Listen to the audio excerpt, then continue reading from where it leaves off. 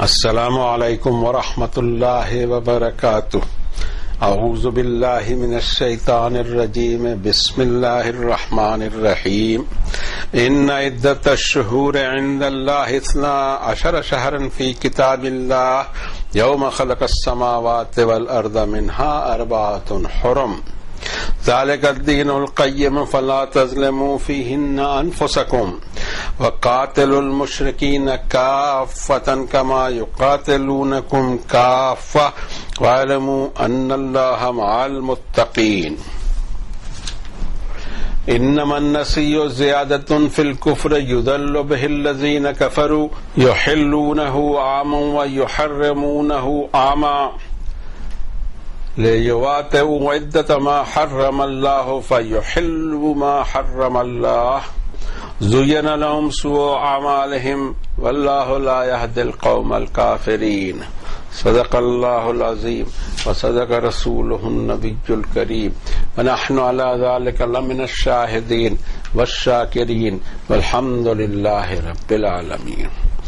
اللہ رب العالمین کا، جس نے ہم کو کریٹ کیا، پورے کائنات کو، پورے اسپیس کو، پورے یونیورس کو جس نے کریٹ کیا، اس میں بسنے والی ایک ایک مخلوق کے رزق کا انتظام کیا۔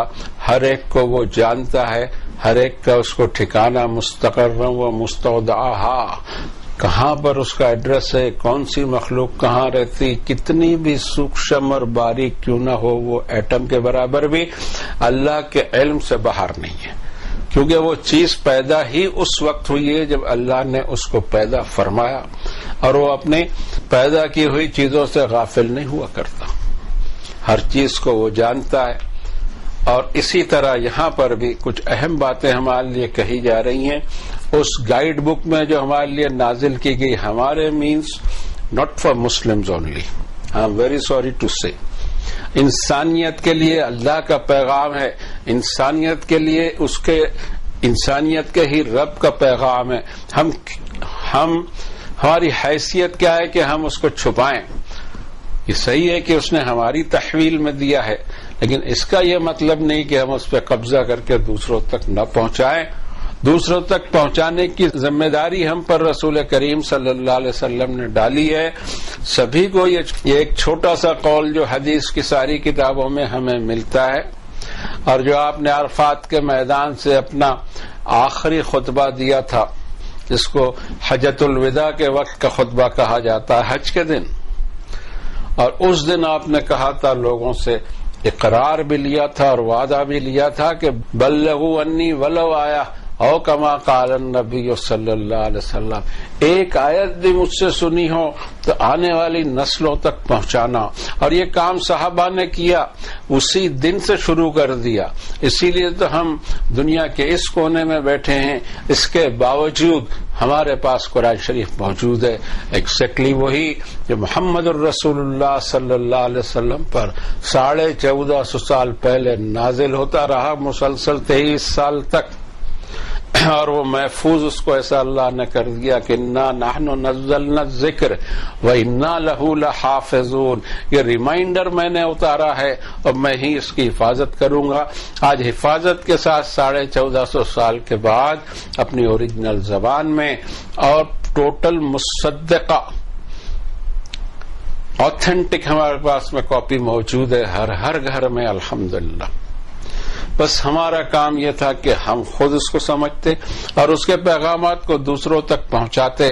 یہ کام نہیں ہوا، ہم نے بہت سارے کام اپنے ذمے اوڑھ لیے، ہم وہ کیے بھی چلے جا رہے ہیں، لیکن یہ جو پہلا کام اور ضروری کام تھا وہ مس ہو رہا ہے۔ ہم نے سوچا اور اللہ نے توفیق دی ہمیں کہ چلو کسی نہ کسی ذریعے اللہ کے کلام کو پہنچایا جائے، باقی چیزیں اپنی جگہ اور ان کی اہمیت بھی اپنی جگہ، لیکن فور موسٹ اہم چیز ہے، یہ پہلے ہونا چاہیے۔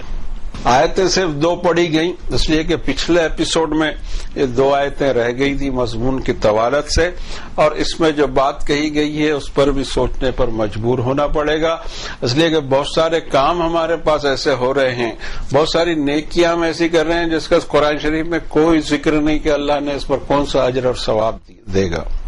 اور بہت ساری چیزوں کو ہم کراس کر رہے ہیں جو حدود اللہ ہے، اور اللہ نے کہا تھا کہ میری مقرر کردہ حدوں کو پھلانگنا تو دور، اسے قریب بھی نہ جانا، لیکن ہم نے اس کو ایک طرح سے لطف حاصل کر لیا، جو چاہے ہم کرتے ہیں، جیسا دین ہم چاہے وہ تیار کر دیتے ہیں لوگوں کے لیے ہماری اپنی پسند سے. اسی لیے تو اتنے سارے دین ہو گئے. ایک رب، ایک کتاب، ایک رسول صلی اللہ علیہ وسلم، ایک قبلہ، سب کچھ ایک ہونے کے باوجود آج ہزاروں فرقے کیوں پیدا ہو گئے؟ ہر ایک نے اپنا دین، اپنا ایک الگ رائے بنا کر اس پر وہ کام کیے چلے جا رہے. کوئی یہ نہیں دیکھتا کہ ہم اپنی جو رائے رکھتے ہیں کیا کتاب اللہ سے وہ جسٹیفائی ہوتی ہے، یا کتاب اللہ اس کی توثیق کرتی ہے؟ نہیں، کسی کو کتاب اللہ کی ابھی ضرورت نہیں ہے. ہمارے پاس ہماری اپنی کتابیں کافی ہیں ہدایت کے لیے. اور آج جو درگت ہماری دکھائی دیتی ہے اس کی وجہ یہ ہے کہ ہمارے پاس جو اسلام ہم نے تیار کیا ہے وہ ہمارا ہوم میڈ ہے، اللہ ریویلڈ نہیں ہے.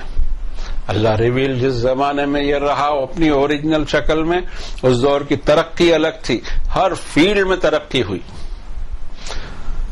اور آج یہ ہے کہ کوئی فیلڈ کے میں ہمارا کوئی نام و نشان نہیں ہے. اور جن قوموں سے ہم نفرت کرتے ہیں وہ کہاں کے کہاں جا رہی ہیں، ہم صرف نفرت کیا کرتے ہیں. خیر، ایک تو طویل بات ہو جائے گی. ہم چاہتے ہیں کہ ان 2 آیتوں کے ترجمانی کا حق ادا ہو سکے، اور اس کے بعد ہمارے لیے اس میں کیا احکامات ڈائریکٹو موجود ہیں اس کو ہم ڈسکور کریں، اور اس کے بعد اس پہ عمل کرنے کی کوشش کریں. پرسنل حد تک بہت سارے ایسے احکامات ہیں جو جوڈیشیری کے لیے ہے، بہت سارے ایسے احکامات ہیں جو کورٹ کچہری کے لیے ہیں، بہت سارے ایسے احکامات ہیں جو جہاد وغیرہ کے لیے مسلم آرمی پر یا اس کے کمانڈر ان چیف پر لاگو ہوں گے. اور اس میں ہی بہت سارے لا ایسے ہیں جو ایک عام انسان پہ لاگو ہوں گے. اور اس کو اچھی طرح سمجھ لیا جائے کہ یہ جو آیتیں، سمجھے کہ کوئی ایسی آیت ہے جس میں انٹرنیشنل ریلیشن کی بات ہو رہی، اور ہم اس پوزیشن میں نہیں ہے کہ ہمارے پاس میں کوئی حکومت ہو یا ہم حکومت کے عہدیدار ہوں، اور اس کے لیے ضرورت بھی نہیں ہے. ہمیں یہ پتا ہو کہ اس میں کیا بات کہی گئی، حالانکہ ہم اس مقام پر نہیں ہیں. جس دن اس مقام پر آئیں گے ہم عمل کرنے کی کوشش کریں گے. مگر غور سے آپ دیکھیں تو ہر آیت میں جنرل نصیحت تو موجود ہے، ہر آیت میں. انشاءاللہ ہم اس کو لیں گے بھی، اور اس کو لیتے ہوئے چلیں گے کہ بھئی اس میں جنرل حکم یہ ہے. اب یہاں جو پہلی بات کہی جا رہی ہے اس کو ہی ہم دیکھیں. پہلے تو دونوں آیتوں کی ترجمانی کرنے کی کوشش کریں. بے شک سال میں مہینوں کی گنتی اللہ کے نزدیک 12 مہینے جو اللہ نے طے کر دیے اس دن سے جس دن کریٹ کیا اس نے آسمانوں اور زمین کو، اور اس میں 4 مہینے محترم. یہ ہے اللہ کے قائم کردہ لا، ہمیشہ یہ قائم رہنا چاہیے. سونا تم اپنے آپ کا نقصان کرو ان مہینوں میں، جنگ کرو مشرکین سے آل ٹوگیدر مل کر، جیسا وہ تم سے جنگ کرتے ہیں آل ٹوگیدر مل کر. اور اچھی طرح جان لو کہ اللہ متقین کے ساتھ ہوتا ہے. جو لوگ اس سے کانشیس رہتے ہیں، اس کے سامنے حساب دینے سے ڈرتے ہیں، اس کے ساتھ اللہ ہوا کرتا ہے. اس کے ساتھ نہیں ہوتا جو اپنی من مانی پہ چلے. در حقیقت مہینوں کی گنتی میں بھی آگے پیچھے کرنا کفر میں زیادتی ہے، نافرمانی میں زیادتی ہے، اور کنفیوژن پھیلاتے ہیں اس طرح وہ لوگ نافرمانوں میں کہ حلال کرتے ہیں کسی سال کوئی مہینہ اور حرام کرتے ہیں کسی سال کوئی مہینہ، تاکہ اس طرح گنتی پوری کر دیں وہ ان چیزوں کی جو اللہ نے حرام ٹھہرایا، اور اس طرح اللہ کے حرام کیے ہوئے مہینے حلال کر لیتے ہیں. سجا دیے گئے ان لوگوں کے لیے ان کے اعمال، اور اللہ اس طرح کی نافرمان قوموں کو راستہ نہیں سوچنے دیتا. یہ ایک ایسی شک یہاں بیان ہوئی ہے، ایک ایسا لا بیان ہوا ہے کہ عام لوگوں کو پتہ ہی نہیں ہے اس کا. قرآن شریف پڑھ رہے ہیں اور سب کچھ ہو رہا ہے، لیکن پتہ نہیں ہے کہ لا کیا ہے، اور کسی کو یہ بھی نہیں معلوم کہ منتھ کون سے ہیں اور کیا چیز ان منتھس میں حرام ہے اور کیا نہیں ہے۔ پھر اس میں ایک کریشن کے تعلق سے، زمین اور آسمان جب بنائے اس کے کریشن کے تعلق سے بھی ایک بڑی اہم اور سائنٹیفک بات کہی گئی، اور بھی اس کے علاوہ ہر چیز کو اللہ تعالی نے مہیا کیا یہاں اس انسانیت کے لیے۔ ہم جو سمجھتے ہیں کہ جنگلیوں کی طرح انسانوں نے لائف شروع کی ہوگی، یہ بالکل غلط سمجھتے ہیں۔ آدم علیہ السلام جنت میں رہ کر آئے تھے، ان کے ذہن میں نقشہ تھا، جو اویلیبل ریسورسز تھے اس سے بہترین طریقہ جو نکل سکتا تھا اور ہو سکتا تھا، اس طرح کی زندگی اس دھرتی پر انسان نے گزاری ہے۔ یہ بات الگ ہے کہ آج جو ہم ترقی کو دیکھ رہے ہیں تو اس ترقی پر بھی فدا ہونے کی ضرورت نہیں۔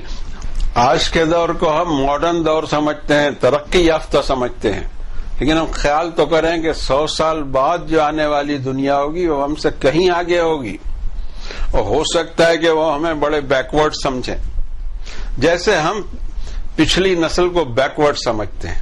اس میں کوئی شک نہیں کہ جو انعام اور اکرام ہم پر اللہ نے نچھاور کر رکھے ہیں، اپنی زمین کے خزانوں کو کھول دیا ہے ہمارے لیے، پہلے کی نسل میں ہم دیکھتے ہیں کہ اتنی آسانیاں نہیں تھی، لیکن اس کے باوجود جو دور انسانوں کا تھا وہ دور ماڈرن ہی رہا ہے، ہمیشہ ماڈرن رہے، اویلیبل سورسز اینڈ ریسورسز کا فائدہ اٹھاتے ہوئے۔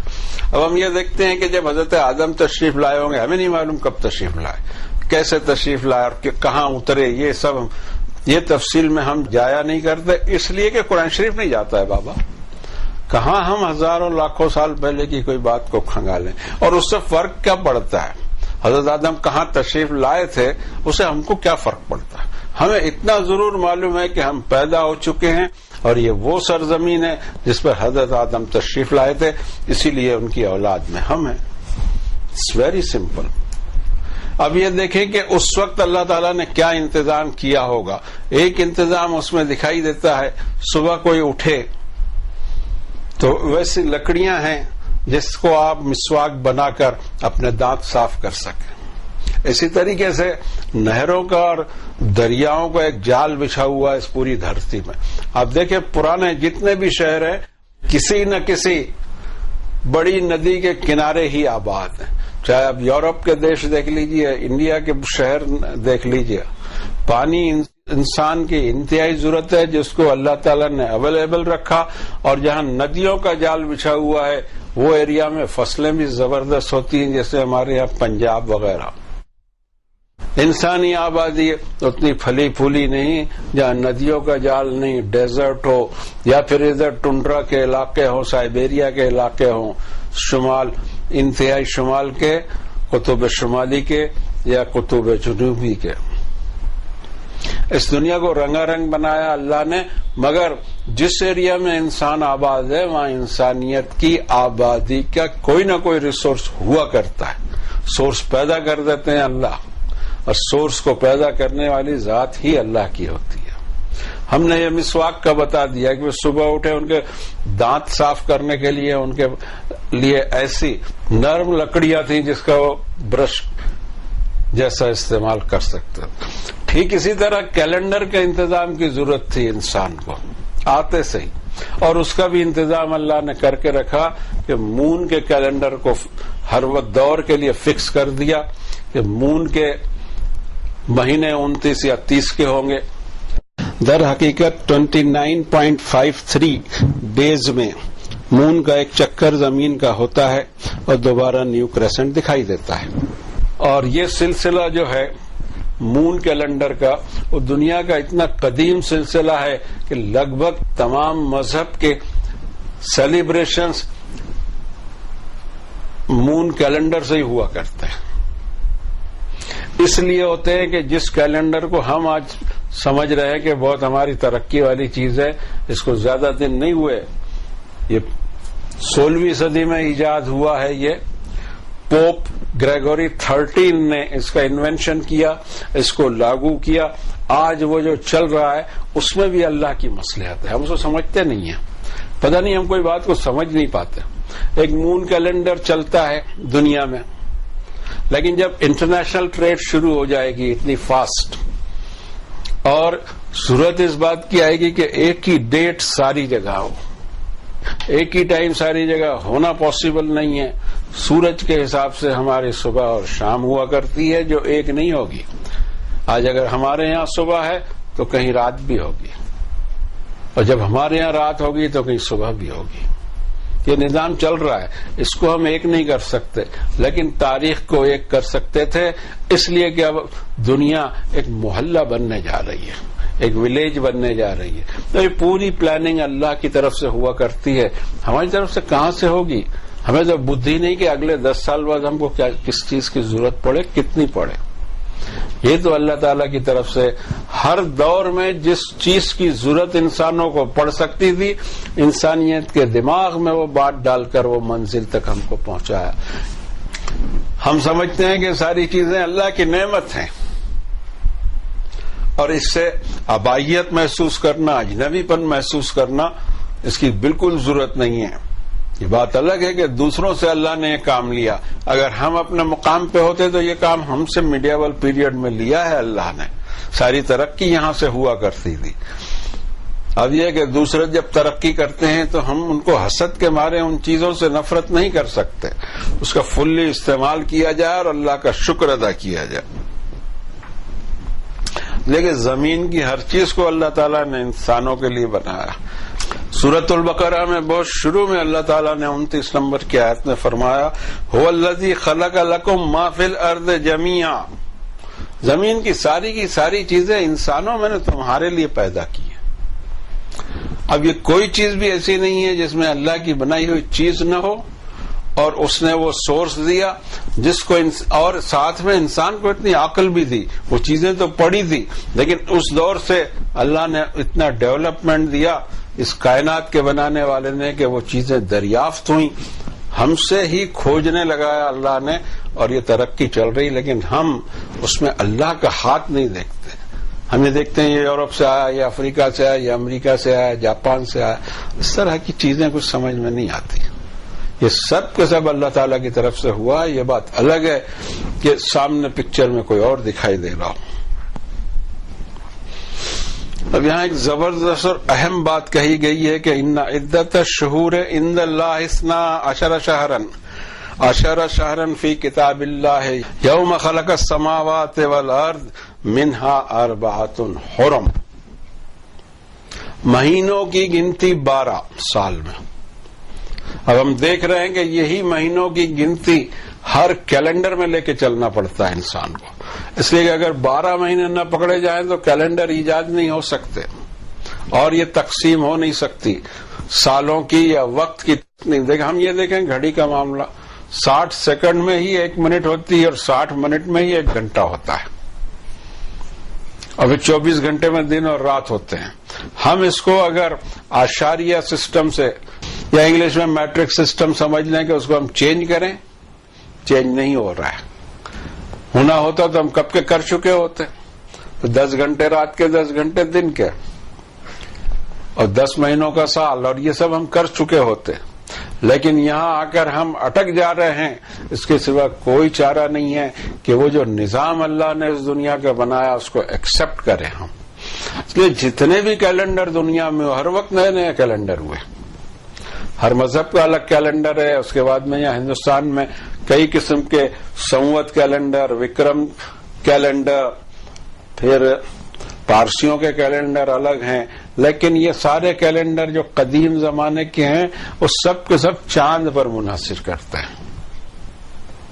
اور یہ جو گریگورین کیلنڈر ہے جو اب چل رہا ہے وہ ایکچولی چاند پر نہیں بلکہ سورج پر اس کی تقسیم ہے۔ اس تقسیم میں بھی ادھورا پن یہ ہے کہ ہر 4 سال بعد فیبروری کے مہینے کو 29 دن کا ماننا پڑتا ہے ہر 4 سال، اس لیے کہ وہ تقسیم ہو نہیں پاتی جو اللہ نے بنایا۔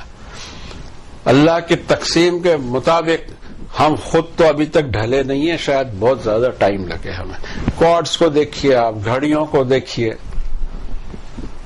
کچھ 3 یا 4 سال میں ہمیں زیادہ علم نہیں ہے، لیکن جو کچھ چھوٹا موٹا علم ہے اس کے ذریعے ہم کہتے ہیں کہ ایک آدھ منٹ یا سیکنڈ بڑھانا پڑتا ہے. کیوں؟ اس لیے کہ یہ پھر قید نہیں ہوتا. اللہ کی گنتی کے مطابق ہم ابھی تک گھڑی نہیں ایجاد کیے ہیں. آئی ایم سوری ٹو سے، اور یہ حقیقت ہم کو معلوم ہونا چاہیے، اور ہم کر بھی نہیں سکیں گے اس لیے کہ ایک الگ چیز ہے، وہ اللہ کی طرف سے ہے اور ہم اس کا مقابلہ نہیں کر سکتے. ہم چاہیں کہ سورج جتنی ہم روشنی پیدا کر لیں، امپاسبل. اب ہم آگے بڑھتے ہیں اس میں کہ مہینوں کی گنتی سال میں 12، اور یہ اللہ تعالیٰ نے ڈیسٹائن کر دیا، اور اس وقت سے کیا جس دن اس نے زمین اور آسمان کو پیدا فرمایا. یہ طے ہے. اور اس میں آگے فرمایا کہ منہا اربعۃ حرم، اس میں 4 مہینے محترم ہیں. حرم ایک ٹرم قرآن شریف کی ہے، اسی سے حرام بھی نکلتا ہے، فاربڈن، یعنی اس کا صحیح مطلب ہوگا فاربڈن. اسی لیے دیکھیے اب مسجد حرام کہی جاتی ہے کہ دوسری مسجدوں میں جو چیز وہاں الاؤ ہوگی، یہاں کا سسٹم ہی پورا الگ ہوگا، اور یہ محترم مسجد ہوگی دوسری مسجدوں سے. اسی طریقے سے کسی چیز کو محترم بنانے کے لیے بھی وہی لفظ آتا ہے، اور اس کو فاربٹ کرنے کے لیے بھی وہی لفظ آتا ہے، اس لیے کہ اس کی اہمیت ہے. اس کی اہمیت کو محسوس کرو. 4 مہینے محترم ہیں. ان محترم مہینوں میں کیا کرنا ہے؟ رسول اللہ صلی اللہ علیہ وسلم کا اس پر عمل رہا. آگے فرمایا جاتا ہے کہ ذالک الدین القیم، یہی سسٹم اللہ کا مضبوط سسٹم ہے، اور اس میں ہیر پھیر کرو گے تو دنیا اپنا خود کا نقصان کرے گی. فرماتے ہیں اللہ کے فلا تظلموا فیہن انفسکم، انسانوں اپنے ہی آپ پر ان مہینوں میں ظلم کرنا چھوڑو.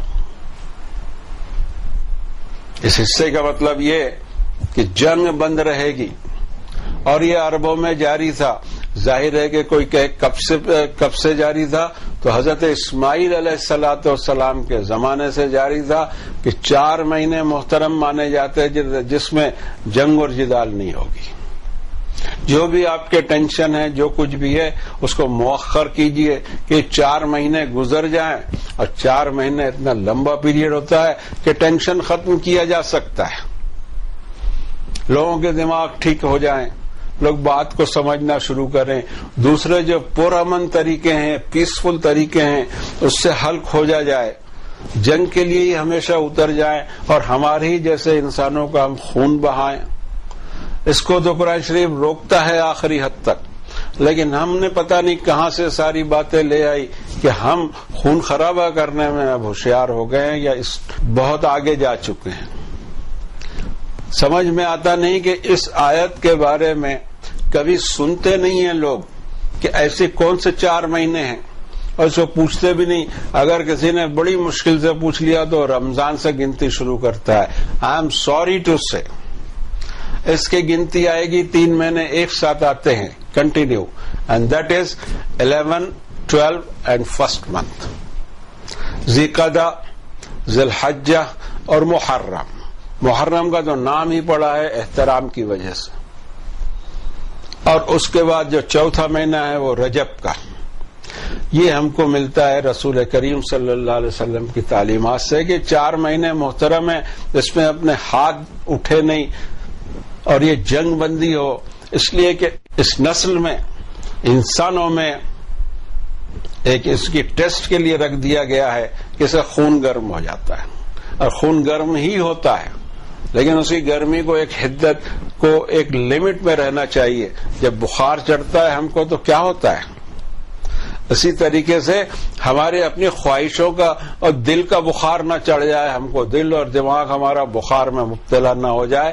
یہ 4 مہینے سال میں رکھ دیے. اگر اس کو دیکھا جائے تو 1/3 آف دی ایئر اللہ چاہتے ہیں کہ کوئی بھی جنگ انسانوں کے درمیان نہ ہو. اور اس کا معاملہ یہ ہے کہ جنگ کرے گا ہی. اس دنیا میں بہت ساری مخلوق ہے، اتنے سارے جانور ہیں، چرندے ہیں، پرندے ہیں، درندے ہیں، سب کچھ ہے. کیا کسی نسل نے اپنے ہی جیسی دوسری نسل کو ہلاک کرنے کے لیے ہتھیار بنائے ہوں؟ ہم پہلے دن سے ہتھیار کا استعمال کرتے آ رہے ہیں، اور آج تو ہتھیار چھوڑ ہی دیجیے، کوئی ضرورت ہی نہیں. یا بیٹھے بیٹھے آپ بٹن دباتے رہیے اور ہزاروں لاکھوں انسانوں کو ایک سیکنڈ میں قتل کر ڈالیے.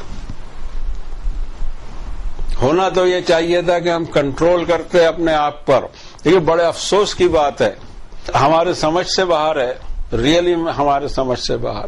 کبھی کبھی انہیں دماغ پھٹنے لگتا ہے کہ یہاں ہمارے اگر ہم دیکھنے جائیں تو جتنی جنگیں ہیں مسلمانوں کے آپس کی تقریباً انہی مہینوں میں شروع ہوئی ہے. آپ غور سے دیکھیے گا, ہم جان بوجھ کے ڈیٹیل نہیں دے رہے ہیں تاکہ آپ کا بھی دماغ چلے کہ ان مہینوں میں جنگیں ہوئی ہیں. اور کوئی ایسا کھڑا نہیں ہوا اللہ کا بندہ کہ حکومتوں کو روکتا کہ بھائی صاحب صبر کر لیجئے, یہ مہینے میں جنگ حرام ہے. نہیں, ہم نے بولا نہیں, لیکن حرکت وہی کی جو مشرکین کرتے ہیں, جس کا ذکر اللہ تعالیٰ نے آگے کیا ہے. اور آگے فرمایا وَقَاتِلُوا الْمُشْرِكِينَ كَافَّةً كَمَا يُقَاتِلُونَكُمْ كَافَّةً. آیت کا پہلا حصہ پڑھیں گے, دوسرے حصے پہ غور نہیں ہوگا. اور جنگ کرو مشرکین سے ہولڈ ہارٹیڈلی, یا یہ کہتے ہیں ہولسملی. اور جنگ کے بارے میں کئی بار کہتے ہیں کہ جنگ دو گروپ, دو حکومتی گروپ ہوں, چاہے ملک ہوں, سوسائٹی ہوں, جو بھی ہوں, اور ان کی فوج کے درمیان ہوتی ہے. رائٹس کو جنگ نہیں کہا جا سکتا. جنگ کا ایجنڈا بھی ہوتا ہے, جنگ کا میدان ہوا کرتا ہے, جنگ کا ایجنڈا ہوا کرتا ہے, اور فوجوں کے درمیان جنگ ہوتی ہے. پبلک آپس میں لڑے, وہ فساد فی الارض ہے, اور وہ کچھ بھی ہو سکتا ہو, لیکن وہ جنگ میں نہیں جائے گا. پر رب تعالیٰ نے شرط لگائی ہے کہ ان سے ہولسملی, ان سے جنگ کرنی ہے جیسے وہ ہم سے ہولسملی کرتے ہیں. جس طرح کی ان کی قوت ہوگی, سامنے تمہیں اتنی ہی قوت لانا ہوگا, تب جا کے بات بنے گی, ورنہ بات بنے گی نہیں.